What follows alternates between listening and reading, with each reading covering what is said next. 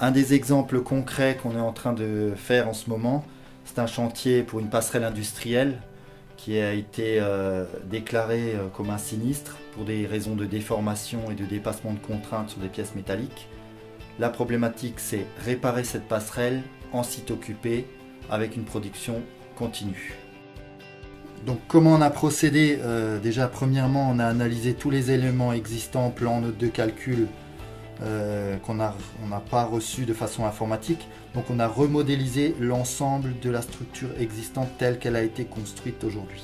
Ensuite on a diagnostiqué l'ensemble d'un tronçon. Ce tronçon, on l'a recalculé, on a vérifié et effectivement on est tombé aux conclusions que tel que c'était, ça pouvait ne pas durer dans le temps. Donc on a essayé de trouver des solutions pour le client de façon à ce que sa production puisse continuer, tout en essayant de redresser le plus possible sa passerelle. Sachant que chaque tronçon avait à peu près 16 cm de flèche, il fallait imaginer un système qui relève de 16 cm la passerelle. À partir de là, on a imaginé un système d'étaiement muni de vérins.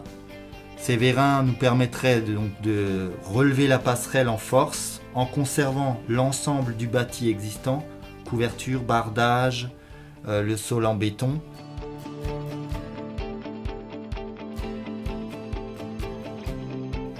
Bien évidemment, il fallait enlever les éléments défaillants, des diagonales, les montants défaillants. Donc la partie renforcée, on imagine les nouveaux renforts. Une fois que la passerelle a pris sa position initiale sans la déformer, on met les renforts soudés sur place.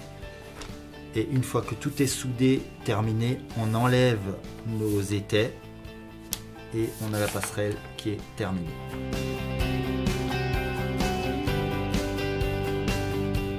Alors le résultat, aujourd'hui, on peut dire qu'il est positif parce que le client nous a demandé le relevé de géomètre et il démontre qu'on est à plus ou moins 1 cm de déformation, quel que soit le point de la passerelle. Ce qui démontre quand même que notre chantier est une véritable réussite pour le client parce qu'aujourd'hui tous les experts, on leur a démontré que relever n'était pas impossible et que si on réfléchit sur tous ces systèmes de réhabilitation, il suffit d'écouter le client et on arrive à un résultat qui est totalement positif.